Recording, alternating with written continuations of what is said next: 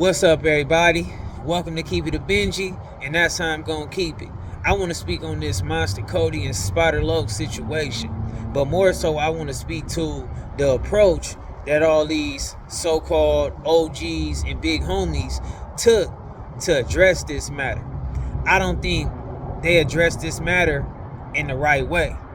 I don't think they addressed this situation to try to come with a conclusion to solve this problem and correct it and dead it all around the board with adding lessons in it to where maybe in the future these type of things don't take place.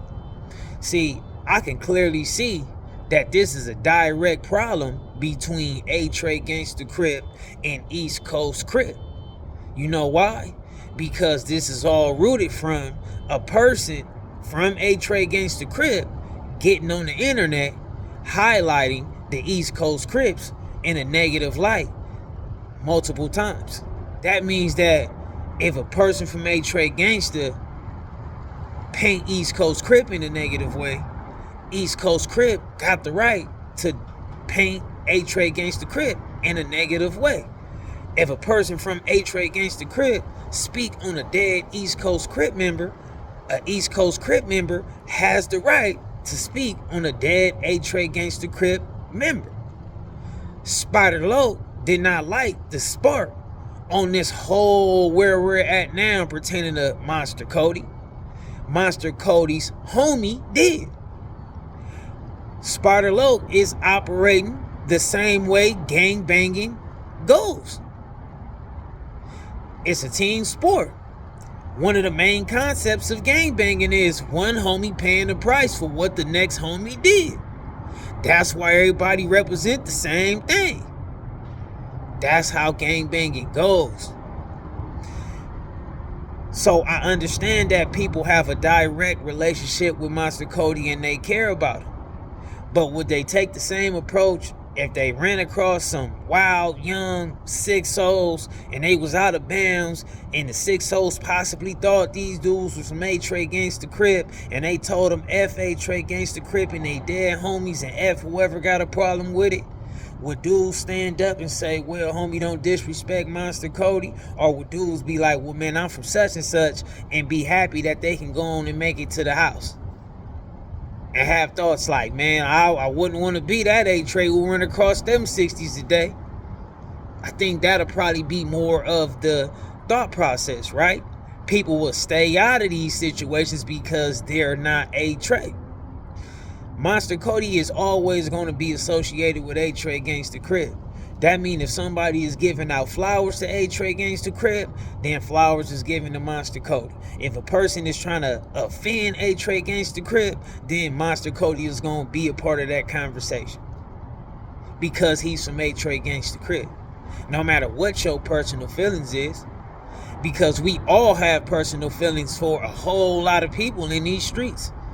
And we all be like, man, I wish that didn't happen when certain people do come up short.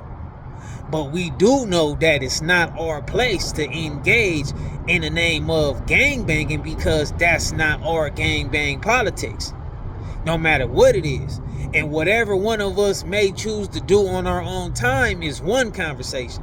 But we know we can't start trying to say, oh, we finna whack that gang out because that gang did that to my loved one. That's not how it go. The hood gonna have to holler at you. What do you mean you trying to say we dissing them now or we engaging with them because what they did to your cousin and your cousin from somewhere else and they did what they was supposed to do to your cousin because they enemies. And that's the same with this situation. Yeah, it might be a little bit softer because it's all on the internet, but that's the same type of situation. This is a direct A-Tray Gangsta Crip, East Coast Crip situation. People have to get their feelings and their personal feelings and all that out of it. And actually get on top of it. Like, people was supposed to get on that phone call, a whole conference call with Spider Loc and Young and Jefe and break down the wrongs. And then get to a solution to where maybe we can remove all these videos that's offensive to the East Coast Crips and what's offensive to the A-Tray Gangsta Crips. And that way, that'll be no longer. at least from these two individuals. But that wasn't the approach the big homies or the so-called OGs wanted to take when it came to this situation. They actually showed why the streets and the gang culture is messed up, because it does not operate on right and wrong, it operates on personal feelings. So that means it becomes a selective situation. And anytime you only selectively choosing what to correct, it will always be things that's going not corrected in the same pot.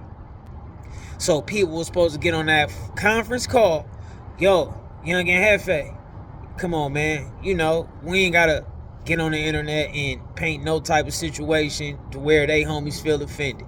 Even if that wasn't your intentions, the outcome, they feel offended, man. So if you don't feel that way, why don't you respect their wishes and go ahead and take that down?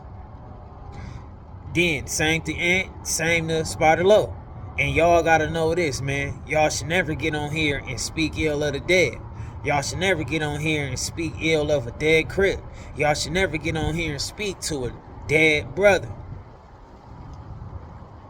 That's the stance. So it can be fully corrected and it can be some lessons involved.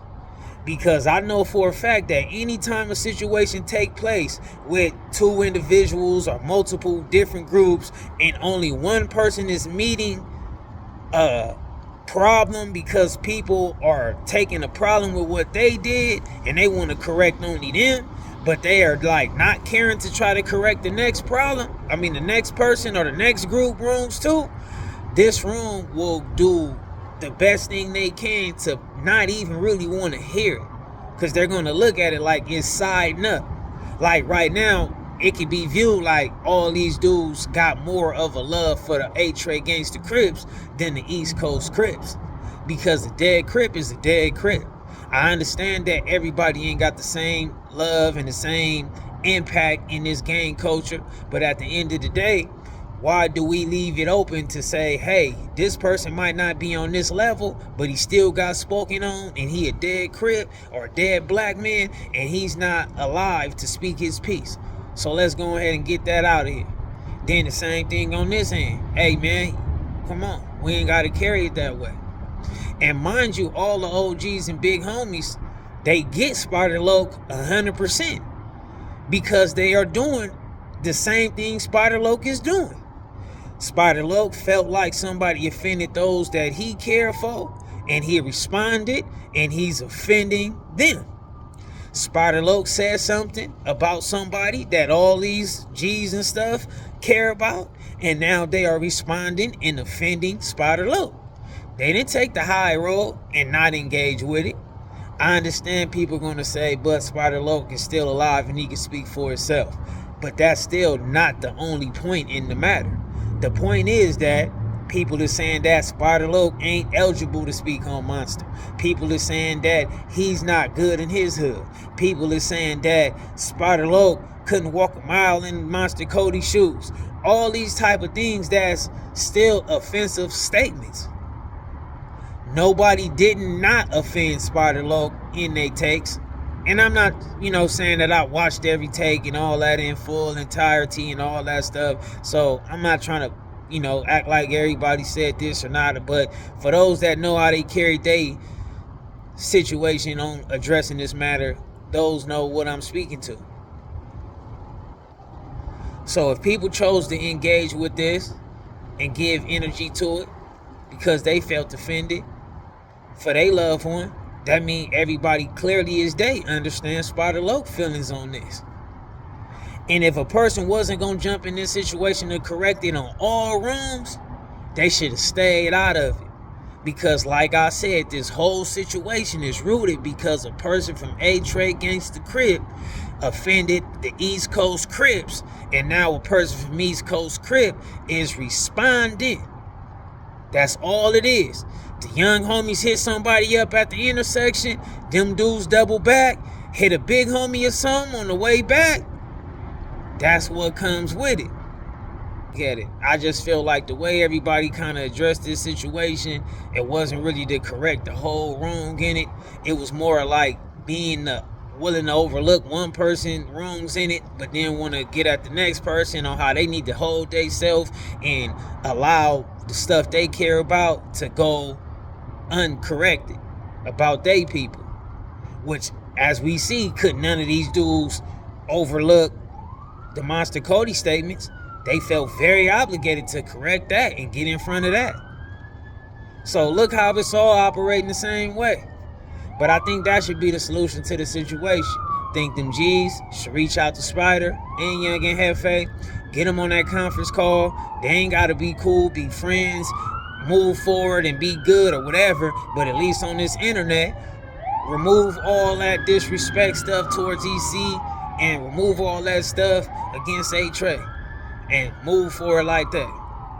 If we looking for a solution and a correction and some education, or we want to just be selective and be about our own feelings and then just keep turning everything more into like a shit show. Keep it a Benji like I always do. I'm out. And that's real. Don't be following no bullshit, because bullshit will get you killed. Real shit will get you killed, but bullshit will get you killed for sure.